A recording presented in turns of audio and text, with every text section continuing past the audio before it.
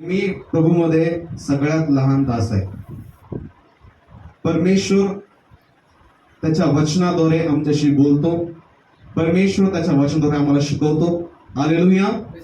आणि एवढ्या योग्यतेचे आम्ही नाहीत की आम्ही पवित्र शास्त्राचा अभ्यास करून लोकांना शिकावं, परंतु पवित्र आत्म्यानं जे काही ज्ञान दिलेलं आहे, हालेलुया, आणि जे काही अभ्यासपूर्वक मी आज तुमच्यामध्ये आहे त्याबद्दल मी देवाला धन्यवाद देतो.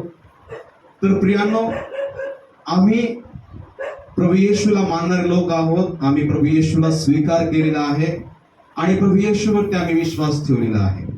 हालेलुया. आता जे पवित्र शास्त्र आमच्या हातामध्ये आहे, याची हिस्ट्री काय आहे, याचा इतिहास काय आहे, हे आम्हाला माहीत असणं फार गरजेचं आहे. कारण की आम्ही कोण आहोत? येशूला मानणारे लोक आणि येशूच्या पाठीमागे चालणारे लोक. आणि जे पवित्र शास्त्र आम्हाला देण्यात आलेलं आहे, हे कशा प्रकारे देण्यात आलेलं आहे, हे कुठून आलेलं आहे, हालेलुया, याच्या पाठीमागचा उद्देश, याची पार्श्वभूमी काय आहे, हे आम्हाला समजणं फार गरजेचं आहे. पहा प्रियांनो, काही किशोरवयीन मुलं होती जे आपले मेंढरं आणि आपल्या शेरड्या राखत होते. लक्षात देऊन ऐका बरं का, मी तुम्हाला बायबलचा इतिहास थोडक्यात सांगत आहे की हे पवित्र शास्त्र आमच्या हातात कसं आलेलं आहे. हे डायरेक्टली आलं नाही. पाळक साहेबांनी तुम्हाला दिलं, चर्चमध्ये त्यांनी ठेवलं आणि पाळक साहेबांनी अनाउन्समेंट केले की माझ्याकडे बायबल आहे, विकत घेऊन जा. परंतु हे पूर्वी कुठं होतं? हालेलुया. हे जे पवित्र शास्त्र होतं हे कुठं होतं, आणि ज्या पवित्र शास्त्राच्या गुंडळ्या आहेत त्या कुठं होत्या, त्या आम्ही त्याचा इतिहास पाहत आहोत. आणि म्हणून तरुणांनी लक्षपूर्वक ऐकायचं आहे. आणि जर तुम्हाला काही पॉइंट आवडले, तर काही मुद्दे आवडले, तर तुम्ही अवश्य वहीवरती लिहून घ्या.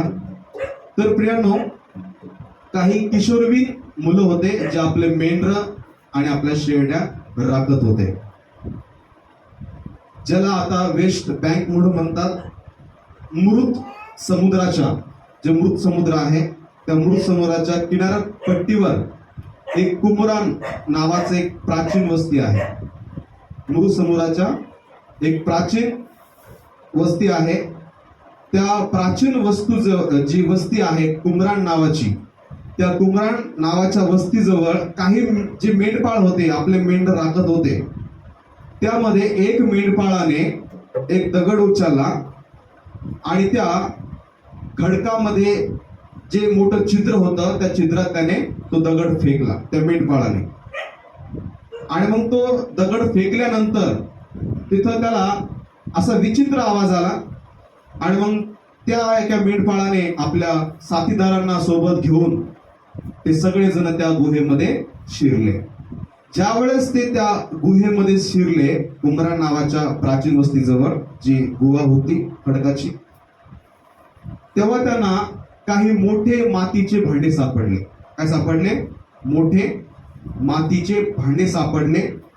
आणि त्यामध्ये 7 चामड्याच्या आणि पॅपेरस नावाच्या काही गुंडळ्या त्या भांड्यामध्ये ठेवल्या होत्या.